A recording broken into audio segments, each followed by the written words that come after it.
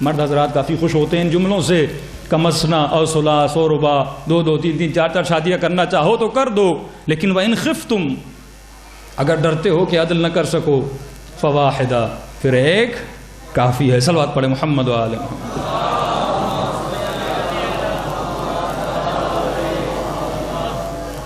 عدل پروردگار عالم کو سمجھنا بہت ہی ضروری ہے، اور خدا نے آپ کی بناوٹ کے حوالے سے بھی یہی کہا کہ انسان میں نے تجھے عدل کے اعتبار سے بنایا، خلقکم فسواکم، میں نے تمہارا تسویہ کیا، اور تمہارے اوپر بھی لازم ہے کہ اپنے گھر میں اپنے معاشرے میں عدل کے ساتھ چلو۔ اب دیکھیے امام جعفر صادق علیہ الصلوۃ والسلام،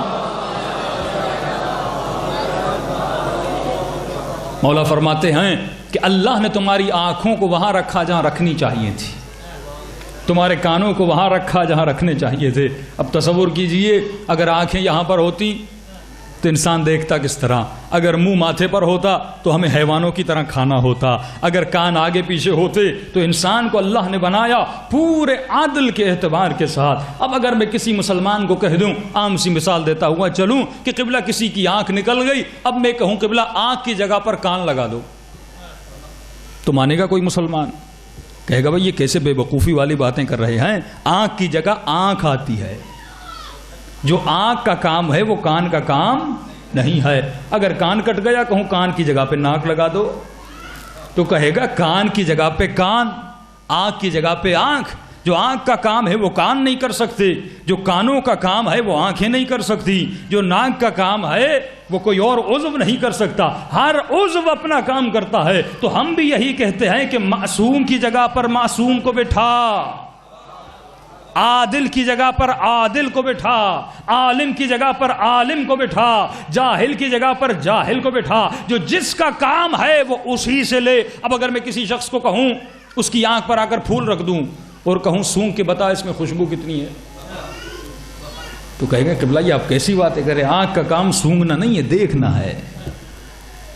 ناک پہ گرم چائے کا کپ رکھ کے بتاؤں بتا چینی کتنی ہے، تو کہے گا ناک کا کام چکھنا نہیں ہے، ناک کا کام سونگھنا ہے۔ تو مسلمان اتنی تو عقل ہے کہ ناک سونگتی نہیں، لیکن اتنی عقل نہیں کہ عالموں کے منبر پر جاہلوں کو بٹھا دیتا ہے۔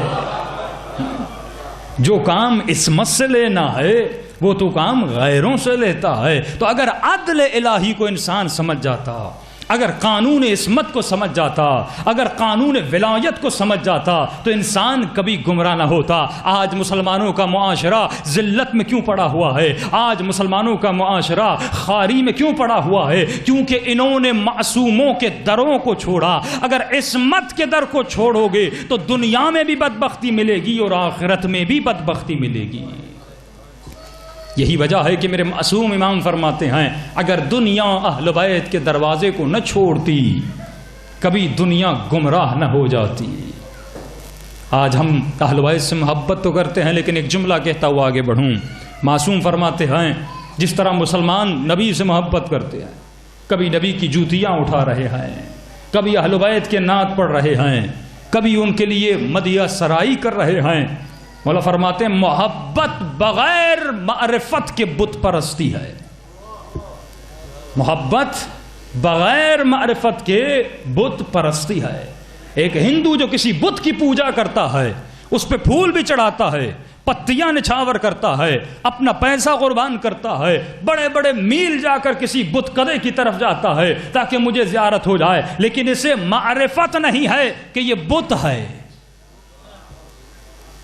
اس بت کی معرفت نہیں ہے، یہ کیسے بنا، اس میں کیا ہے۔ مولا فرماتے ہیں بغیر معرفت کے محبت بت پرستی ہے، کیونکہ خالی محبت انسان کو کام نہیں آتی جب تک ہمارے وجود میں معرفت نہ پائی جائے۔ کیا کوفے والوں کو حسین ابن علی سے محبت نہیں تھی لیکن معرفت نہیں تھی۔ ایک ایسا شخص بھی ملتا ہے میدان کربلا میں کہ آخری رات تک امام حسین کے خیمے میں موجود تھا، لیکن امام کہتے اگر جانا ہے تو چلے جا، کہتا نہیں یا حسین جب تک یہ تعداد آپ کے ساتھ میں رہوں گا، لیکن جب میں دیکھوں گا آپ تنہا ہو گئے اور شکست کے قریب ہیں میں آپ کو چھوڑ کے چلا جاؤں گا۔